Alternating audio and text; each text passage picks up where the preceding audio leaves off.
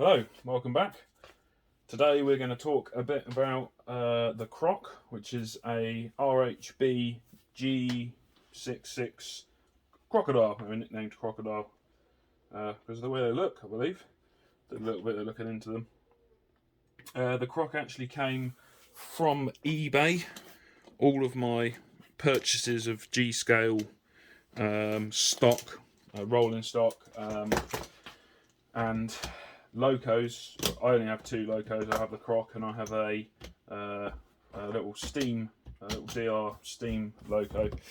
They're all eBay purchases because, well, some might say cheap. I like to say money efficient. They're bloody expensive things. I think one of these brand firing new will set you back the best part of 1,200 quid. Which, yeah, that's a fair amount of money. More than I'm prepared to spend on something that's for fun. So yeah, this is actually like I say, an eBay purchase. As far as I'm aware, it was basically a shelf queen. It had been sat on the shelf for a number of years. Oh, I'm missing a light lens. That must have fallen off over there. Yeah, there were a couple of bits that needed sorting out with it. Sorry if you're getting a lot of my head. Yeah, there were a couple of bits that needed sorting out with it, which we've now done, and then we've gone a little bit further with it. All of the Locos that we have are controlled by FLYSKY FSI6 controllers. The reason I use these is because they're cheap. I think they were 40 quid delivered. I think they have gone up in price since all that Brexit stuff. They're now about 50 quid, I think you can find them for, with a standard IA6 receiver. We actually use either an i6XB, that could be wrong, something along those lines, or an IA8X, which is a little micro receiver. They're quite small little things. I might have one around somewhere. Well, there's definitely one in the Croc. Because we just read the iBUS signal. So we actually take 14 channels from this transmitter. And on the receiver, we take that iBUS, which is a serial data output, and we read that with an Arduino, little Nano. Well, there's a Nano in here at the moment. We're moving over to Mega Pros, I think they call them, which is one of these little things. So this is a Mega, in the smallest form factor that I can find without directly soldering a chip to a board. So yeah, Mega 2560 Pro. Again, eBay special. I pick them up from a guy who tests them individually to make sure they work, which is good. They're not that expensive. Definitely not as expensive as a Mega. So yeah, that's where we're moving over to, and that's, you'll see some of the boards later on where I've built to run off those. They are definitely bigger than DCC decoders, but we're not there. We're not doing DCC. I believe, and I could be wrong, I believe one of these will run off a DCC powered track.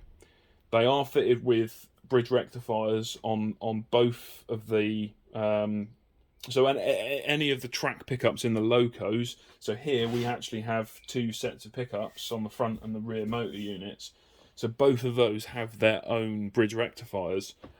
That also helps with shorting. So if you go across a bit of track, I had problems originally where we've got some Aristocraft F units. They were the first double motor ones that I converted, and we had an issue where one derailed and shorted from one side of the track to the other, and it wasn't quite enough to trip the short on the power supply. However, it was enough to fry some of the wiring inside and a couple of tracks on the PCB. So I've learned, well, it's a learning process. The other reason we use this, cheap, available. Quite easy to mod. As you can see here, we've got a custom 3D printed knob with detent. So that's something that can go in, four screws on the back there, and we plug it into the PCB.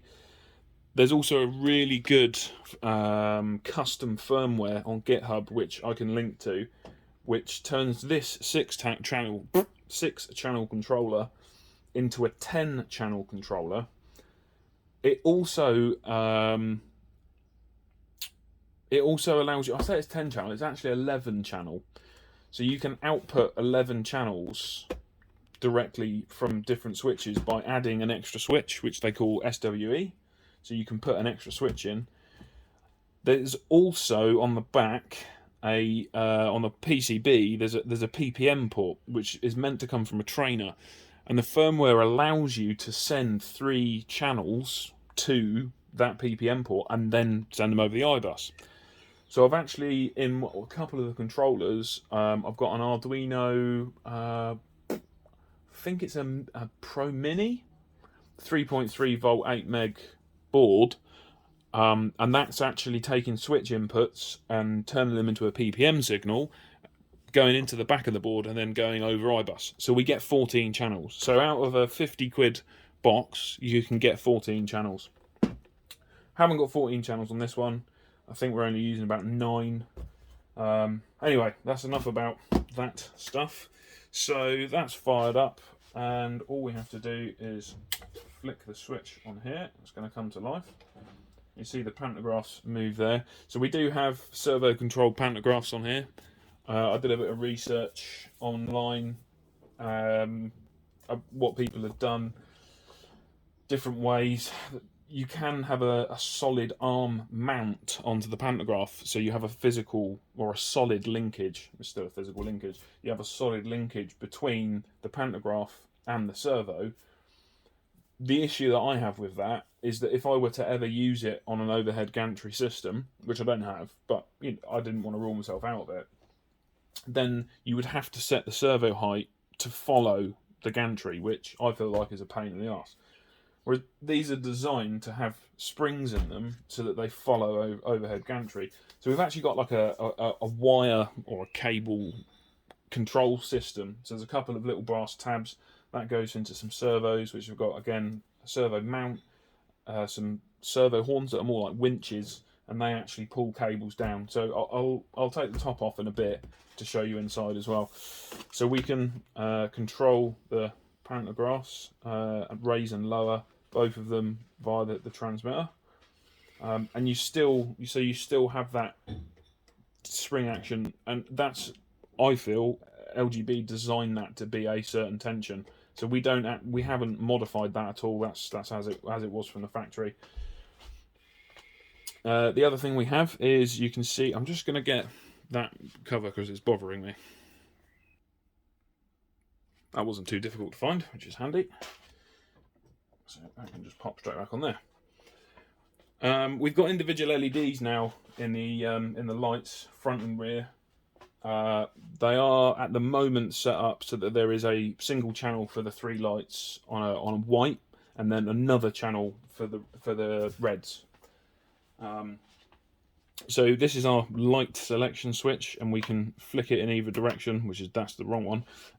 So we now get the 3 whites at the front, and we've also got an adjustable or a dimmer on that one, that pot there. Oh, I'll get some words out in a minute.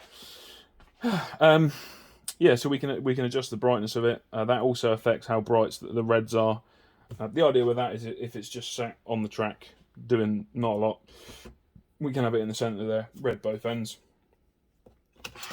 Now, well, just because of the way that we have them set up, we actually have like a little shunting throttle. So this will allow you to just put a small amount of throttle on, which you can change as, so that's basically a dual rate. So we can choose to have the full throttle range or 35% throttle range, which is handy for just doing little manoeuvres around the yard. And then the main sort of rotary throttle is actually engaged and disengaged using that lever there. that's a little bit of legacy. They used to be on sticks, and occasionally you could push a stick and it would fuck off, and obviously that's not brilliant. So it's almost a bit like a cruise control. Now, at the moment, it's not going to go anywhere. That's because this one is programmed in such a way that when you have a switch selected for a direction and you go forwards, it will move in the forwards direction. And you go backwards and it will move. Oh, okay, that seems to have become disconnected. That's no good. There we go, we'll go in the backwards direction. Oh, this is not going very nicely at all. Let me have a little play with some pickups here and see if we can get this to go a bit better. Oh, I've just had a muck around with the pickups, so we should be... Ah, that's much better, much smoother. Cool. So as I was saying, forwards is in... So when we have the whites at the front, you press forwards, it goes in that direction. And if I flick the switch over, then it'll actually go the other direction. So being a sort of a double-ended, hey, Loco, nice and easy. When it's on the track, you know that if you've got red or a white and you press the trigger in a direction, or the stick in a direction, you know which way you're going, which is always handy. It does like to make some noise. There is a channel that I've hidden because I've taken this off, which turns the sound on and off. So we'll just have to... We'll either have to deal with that, or we'll just have to shut it up for the moment so we can talk. Can you be quiet? Cool. This is... we use the MYLOCOSOUND sound cards in the Locos, mainly because they're available and they're cheap and they're decent. There's a good sort of sound range. We've got steam, diesel, and this is the electric card. They seem to be pretty decent, fairly resilient. The guys that distribute them in the UK are decent, very knowledgeable and willing to chat, which is great. So I definitely recommend the MYLOCOSOUND cards. I think they're about 60, maybe 50 or 60 quid for a card. And I understand with DCC you can buy a controller and it's all in one thing and it's grand, but we're not really going down that route. Right, we've talked about pantographs, we've talked about directions. You've seen it do some moving. The only other thing, the other thing is couplers. So again, not going to take credit for it. I have modified the design slightly. Thingiverse, there's a guy who is working on building his own servo decouplers. I have a set of them printed and fitted to here with some modifications just to help the hooks move a bit more. They were quite restricted beforehand, and what was happening on tight R1 curves or tight R1 points, the hook didn't actually have enough movement in it, and it was pulling the stock off the rail, which is no good. So we've modified that a little bit to give us a bit more hook movement, which is great. We've got a servo mounted in each motor unit, and we have a single switch here, and that actuates the decouplers. They've got a little paddle. Yeah, we'll go with paddle that comes down and actually. So firstly, it pushes the hook down, which decouples, and it also pushes the hook out of the coupler loop so that the stock or Loco or whatever you've got on the back there is decoupled, and then you flick it back again. That's pretty simple. We're actually passing the endpoints from the controller through the Loco, through iBUS, through the Arduino code, so you can adjust the endpoints of these direct from the radio, which is handy. Yeah, so I think what I need to do now is take the top off, and I'll probably see if I can take a motor unit end off so you can see inside as to what is going on.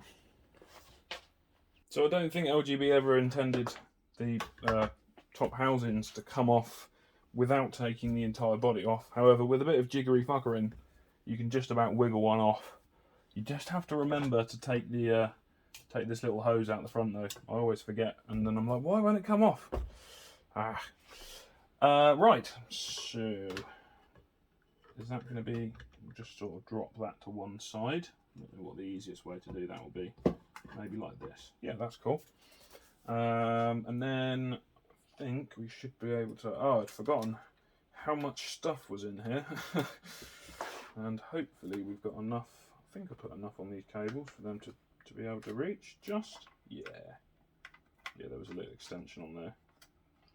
Now, I would like to remind you, this is very much a prototype for what is now a PCB. So all of the stuff that you see, the little bits of Captain tape with transistors, no, MOSFETs, that's correct, on there, they won't be there. These bits of Captain tape are going to stay there, they're just helping the wires out. Right, I think probably I'll probably bring you in for a little bit more of a close-up. So rather than wiggling around. Okay, this is the motor unit end. So that's the servo connection that goes through. I did actually have to do a fair bit of modification to this. I think I've overbeans the wires a little. I don't remember exactly what gauge they were, but I think I went a bit over the top, mainly because, well, I don't know, I like to over engineer things, because then it means they last and they're not going to catch on fire or all that sort of stuff. Right, so the gearboxes themselves were modified. They were taken apart. This is an older Loco. I believe this one was built around early 90s. So it wasn't DCC ready as they were, which if you get a DCC ready one, I believe it just comes on a 4-pin plug. However, there were 3 wires coming out of this motor box. So we had the gearboxes apart, new wires on the motor, and new wires onto the pickups. I've also retrofitted, there aren't by standard pickups on every wheel. I've retrofitted pickups to be on every wheel and wired them in accordingly. And it also has some skates, shoes, not sure what the correct. They were replaced with the newer version of the LGB shoes, because the older versions are quite wide and they tend to short out on the some of the point work. So we fucked them off and got some new ones in. So that's the 4 wires. We've got those are the track pickup wires, and we've got the motor wires. They come into this little bit of variaboard. We've got a definitely oversized bridge rectifier. The new PCB actually does away with this in the fact that it's now in a tiny little SMD package, same capacity as in amp rating. And we've then got a polyfuse here, just in case. I think they are 3 amp hold current. Could be wrong about that. They might be 3 amp trip. However, then there's a couple of resistors in here. So these are just dropping the voltage down for the LEDs. Like I said, we've got a red and a white in here and a white in the others. And then the various channels just come through on these wires into JST connectors, and they pop down there. Without taking this completely apart, I can't really show you. I might be able to just... So the original wires, yeah, you can see them coming up there. The original wires actually come underneath the chassis here. I've covered it with a plate. And then they come up through a hole in the bottom of the chassis. The problem with that is they are just big enough, or that I found just big enough for the original LGB wiring. However, adding any additional wiring caused the trucks or the motor units to rub on articulation, because they articulate about that screw in the centre there. So I deliberated a bit about how to go over that, chopping the chassis. Well, I didn't really want to do it. What we have done is, I think there was one floating around here. Yeah, this was a prototype. So I've actually printed a false floor. This was printed in 0.3, so it's a little bit rough around the edges. And this has got a cutout to allow the wiring to go through the false floor. So the wiring actually comes now down behind here, this little bulkhead bit, goes underneath the false floor, and then pops out just there, and same for the other side. That's got the same. The added benefit of that was previously the driver, when you put him in, sat with his head level about here, which is no good. Whereas now, with the new fitted floor, he's fell over. He's drunk again. Yeah, he's all sorts of upside down. Can you stand up, please?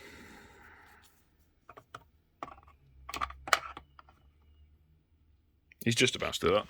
So yeah, now I would say that's a fairly good, can I have some focus in? Head level for Mr. Driver. Although he spends his time, quite rightly, hanging out the window. Good job. Whew, where are we at? We talked about a little bit of wiring here. The controller's going to start making noises to remind me that I haven't touched it in ages. So interior, I'll just throw some sunglasses on the floor and we'll deal with them later. This is actually some of the original LGB stuff. The rest of it is not. We've got a little 3D printed speaker box with a little 50mm speaker in the bottom there. That's sat on top of, I think this just sort of pulls out. Yeah, it does. So yeah, nice little, just a little 3D printed speaker box. That's sat on top of a large cap bank. I can't remember how many microfarads that is, but I think, well, I'll have to double check. I think they're 4200 microfarads per capacitor, and the 6 capacitors. We've got a charge resistor in there to limit the amount of current when we connect the Loco, and we've actually got a discharge diode which doesn't limit the current. However, we are protected by the polyfuse on the board, which is handy. This is the little Pulu G2 24V12 motor controller. This is the motor controller that we use for all of the Locos.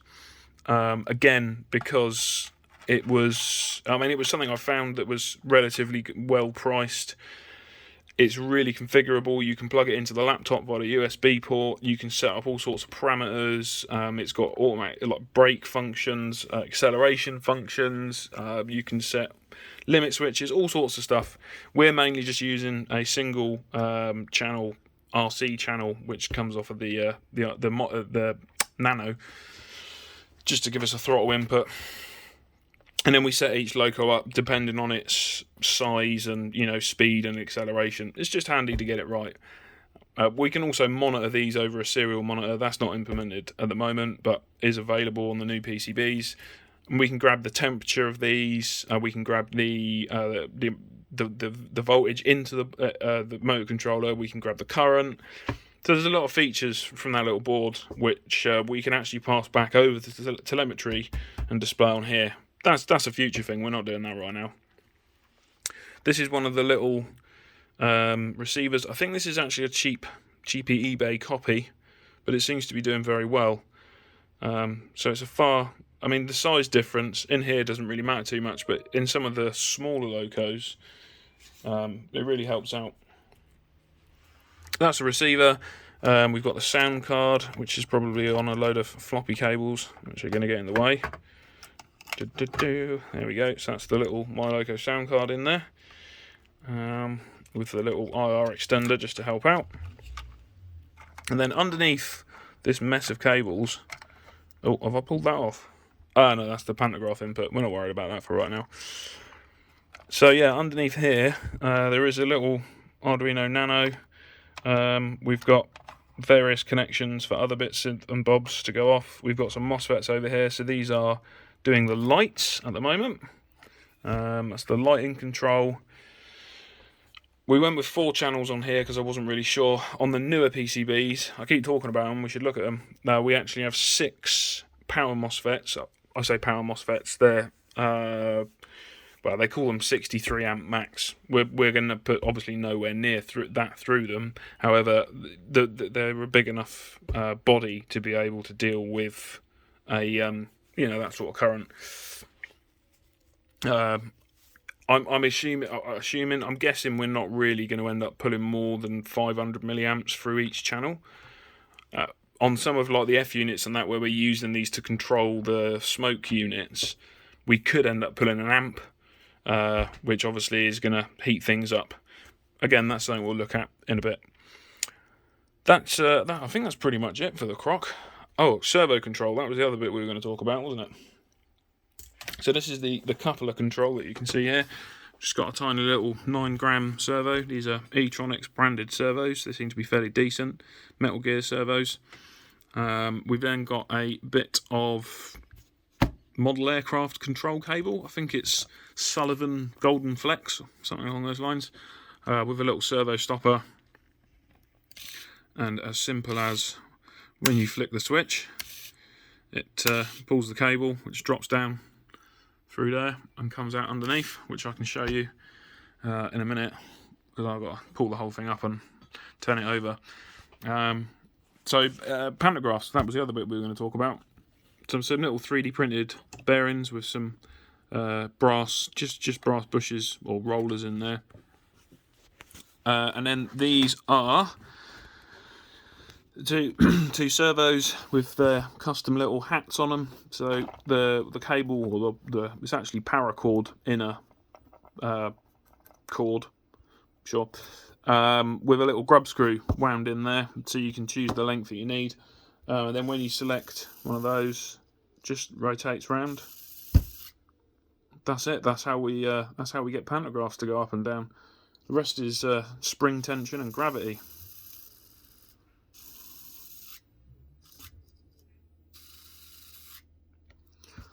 Right, we'll have a quick look underneath at the servo actuator, and once we've done that, I think we are then into having a look at some PCBs. And here we are. So a quick look underneath. These are the little bar magnets that we've got for the reed switches that we have fitted to the track. That's just for, at the moment, we are just doing it for the reversing loop, but in future we may look to do some sort of block signalling. You know, the possibilities are endless. That's the other end of this control cable. Comes down to a little 3D printed mount holder. So we take the cable in one end, stop it. I take the sheath in one end and stop it, and the cable's allowed to come out the other end. And then we've just got a little hook, piano wire hook, soldered onto the other end. That goes through the actuator arm. And as you can see, this is a gently modified hook, just to allow it to have a little bit more movement and not catch the cable, basically. The original print comes with a 3D printed spring, which is actually a little bit heavy and doesn't allow that sideways movement. So we replaced that, or I replaced that, with an LGB spring, which still retains the springiness. It's not quite as springy, but it is enough for what we want to do. But yeah, it just allows that hook to move around, and we don't pull stock off the rail, which is grand. I don't know if we can get a better look at that wiring from in here. No, not really. Oh well, cool. So I'm going to throw this back together quick. He's still hanging on for dear life. And then we'll have a quick look at some PCBs. I think I forgot to say in the last part of the video, because I was too busy waffling on. If you want any of the STLs, for anything, the rollers, they're a Thingiverse. I grabbed them off Thingiverse myself. Happy to give you a link to those. I might even put some links in the description to stuff that I've used. Stuff that if people want it, I'll put it on Thingiverse. If no one gives a fuck, then fine. But you know, I'm not going to go through that whole. I've not done the process. It might be really easy, but if someone wants it, they can have it. If no one gives it, then we'll just leave it. Right, PCBs. So this is my first ever PCB order. I've never designed PCBs before, and then never ordered PCBs before. Up until a few months ago, I'd never used any CAD software for designing PCBs. I have used CAD software before for my job and for hobby projects, Autodesks and SolidWorks and all those good sorts of things. But I haven't ever used and done any PCB design. So I watched some fabulous YouTube videos, listened to some things, read some things all about PCB design.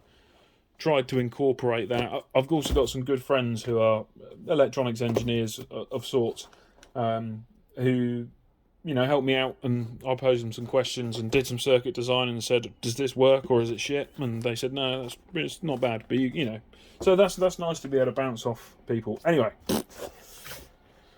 so there are a selection of boards here. We'll start off with, because we've just been talking about it, we'll start off with the Loco side of things. So this is 2 parts of the Loco control board. Can you see that okay? No, the lighting is terrible. Okay, how can we fix that? Is that better? Very reflective, isn't it? So these are the Loco control boards. As I mentioned earlier, they work with the little Mega Pros. That will slot itself on just about here. I'm actually going to use initially pin headers and sockets to attach them, mainly because I don't know what I'm doing. I don't want to go, and I really didn't want to solder one of these to a board. I could have made that as part of the board, but I feel like if I fuck it up, we can just pull this out and put another one on, or pull this off and put another one of these on. I feel like I'm, still very much in the prototyping stage, so I'm just trying to make things as easy as possible for myself. So yeah, that would fit on there with the pin headers. So there are 5 power MOSFETs. One is a high side P channel MOSFET. The other 4 are N channel MOSFETs, which are in a iPack package. I think that's what it is. TO. Oh, I'm going to try and remember now. TO252AA, possibly. Maybe that's wrong. Maybe I should shut up. Anyway, so yeah, we've got 4 17 amp, they quote them, MOSFETs there. On the pad, which is connected to the... Oh, crikey, now I'm going to have to get this right. The drain. There we go. Still learning. We've actually put some larger pads on the back so that we can put some heat sinks on there, which we probably will need to. I've also put room in, I don't know if you can see, is it going to focus? Yeah, not too bad.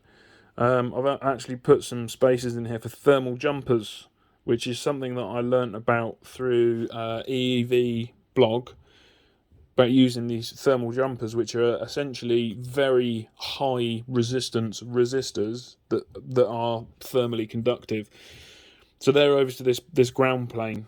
So I left myself some options there. It might be that there's enough PCB area here to sink the amount of heat. I doubt it.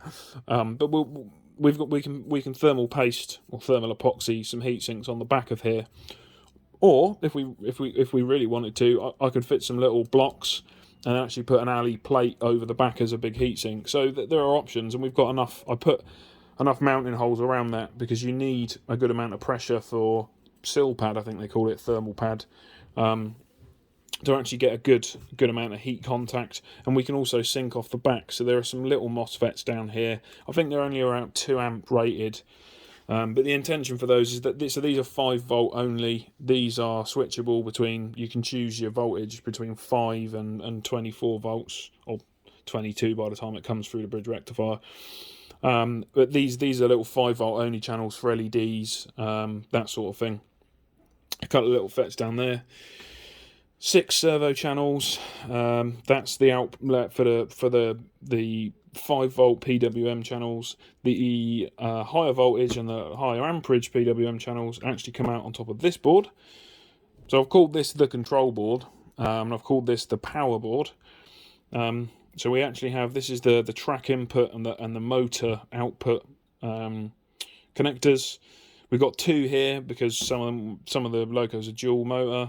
Some of the ones that are single, quite happy just to fill one of those spaces in and leave the other one blank. That's absolutely fine.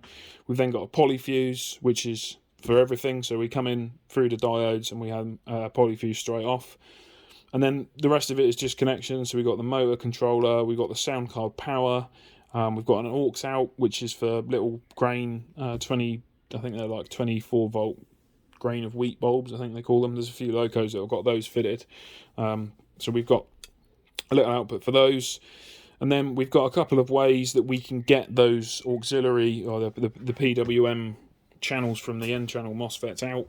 We can either bring them out on a 2-pin header, or there's a JST 6-pin JST connector. If this is all out of focus, I do apologise. I'm trying to sort of do camera things and look at the board at the same time. We'll try and keep it in focus. So So yeah, and then the way that you select these is there is actually a V select, so we can choose 5 volts, or I'm calling it 24 volts. I'm just going to keep calling it 24 volts, although it's not quite. But everything's been designed with 30 volts or over, so that, you know, we're hopefully well within. A couple of diodes just as protection for everything, so flyback diodes over the loads. Yeah, I think that's about it. Now the only other thing is 5 volts comes from this little voltage regulator. Again, I could have built a voltage regulator into the board, but that meant a load of SMD soldering, and I've been trying to keep that to a minimum because I'm going to be soldering these by hand. I looked at the cost of getting SMD soldering done, and it was a bit prohibitive really for what we want to do. For the amount that these boards cost and the through-hole components cost, I didn't want to spend that sort of money. So the voltage regulators actually plug in on a JST connector, so they'll be probably heat shrinked or whatever and left somewhere. Idea behind that, again, smaller Loco, we can use something like, and please excuse the mess that this is one of the old ones with a little bridge rectifier taped to the top of it. This was a track power experiment. So yeah, something like this can just be, you know, housed in around here somewhere, and I think they're 2 amps, which for most of the stuff that we've got will be plenty. But for some of the bigger Locos where they've got, you know, a big smoke unit or big lights or whatever, we can then put a larger volt reg. So we're not limited by a certain voltage regulator, and we can put it off board, and we can put heat sinks on it, and we can do whatever we like, and it's just on a plug-in. Like I said earlier, this is all much larger than anything DCC you can get. The board actually measures, while we are here, at 65 wide, and I think, yeah, about 112 long. That was about the smallest I could make it and fit all the features in.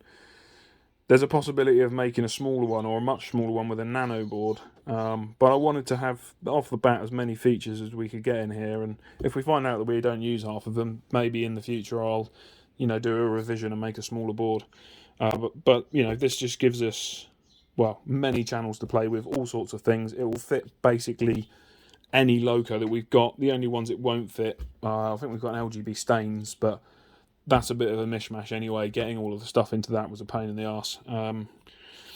But for the bigger Locos, I mean, for the little DR Steam Loco, that is absolutely perfect size. For the Croc, it's a perfect size.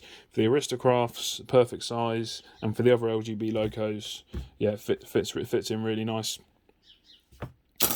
So that's the Loco PCB, and then we have got these two sort of come together a little bit. So this is what I'm calling the Railway I/O.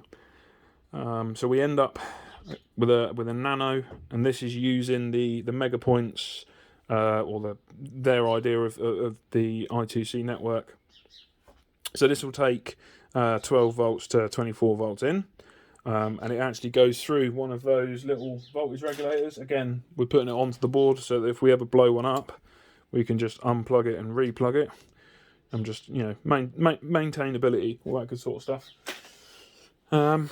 Yep. So this one here has got 12 what I'm calling signal channels, but you can use them basically for whatever you like. And they are single pin control, so a high or a low on a single pin gives you a red or a green, and that's done by using a PNP and 2 NPN transistors. The other thing about this is we can then, if we want to, leave the PNP and one of the NPNs, or just the PNP out, and you bridge across one of the resistors. And that means that you can turn this into 2 NPN switches if you want to do lights. You can turn this into a single NPN switch, or you can go directly, and I don't remember the exact way, but you can put a little link wire, I think it's between that pin, and that actually turns it into or you can then use it as an input. And there are some things where I want to use these channels as sensors for the reversing loop, for example. So we've got 12 signal channels. 10 of them are dedicated to just being a signal or a sensor, or an NPN transistor switch. And then signal 11 and 12 are actually, the outputs of these are taken down to the 2 relays. So we have the possibility to fit two 8 amp DPTT relays in there, and that's for polarity switching or isolating sections of track or whatever we want to do. And the initial idea was for the reversing loop, but we can use them for whatever. And we have an engine shed, and it may be that one of these actually isolates, or two of them isolate a track in the engine shed, so you can put an engine away, isolate the track with the doors shut in the shed to look after it. Again, we've got a couple of like general purpose MOSFET channels on here, so they're N channel MOSFETs with the flyback diodes, so we can control whatever we like, and a big LED or you know, some sort of motor or whatever you want off of there. Just it's about giving availability. Yeah, I think that's pretty much it as an overview of the Railway I/O board. And then just as a follow-up to go with it, this is an idea that popped into my head. So this is actually a differential IE2C board. Idea for this is we are going to be using it outside over long distances. Megapoints reckon you can do 100 meters with I think it's with a 10 kilohertz. I could have that wrong. I2C signal. They reckon you can do 100 meters, and there is a video of him doing 100 meters with what seems to be little to no interruptions.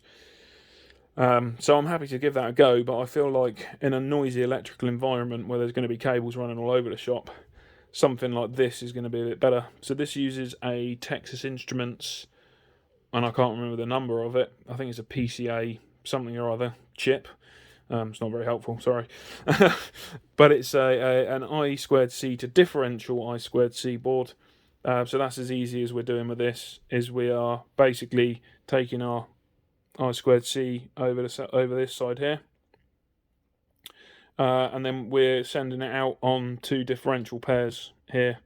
And that will be over Cat6 or Cat5 twisted pair. So a couple of those little boards. I don't know whether I need them or not, but for what they cost and for what they are to make up, I thought I'd make them and then just save ourselves the problem. There's a little LED to tell you it's on. Yeah, I think that's about it. I will now. The open hardware symbol is on here. My intention is to make all of these boards and the code available on my GitHub. That's not something I've ever done before. It is all on GitHub. It's also a fucking mess, so I need to organise it all. But again, if people want stuff, more than happy to give it out. And you know, if people want to get boards made, cool. I do have quite a few boards here. If someone decides they want a board, there might be a couple available, but it's only going to be a couple because I need the rest of them for the layout. Right, I think we're about there. Crikey, this has definitely been longer and more talking than I thought it was going to be. Am I kidding myself? Probably.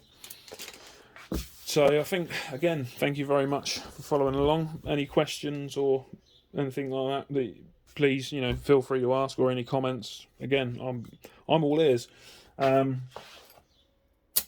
you would like some files for, you know, making your own boards up, or even just having a look out of interest, again, leave a comment down below. If I get round to it, I need to finish all of this stuff off at the moment. We're due to be putting the track down in a couple of weeks, so I really need to get my shit together and get it sorted. So I haven't got a load of time right now to be sticking into to getting all the files together. But if you do want something, let me know, and when I get round to it, it'll definitely be there. Yeah, thanks for watching. Again, I hope you've taken something away from this video. If you haven't and you enjoyed it, great. And I will see you at a later date.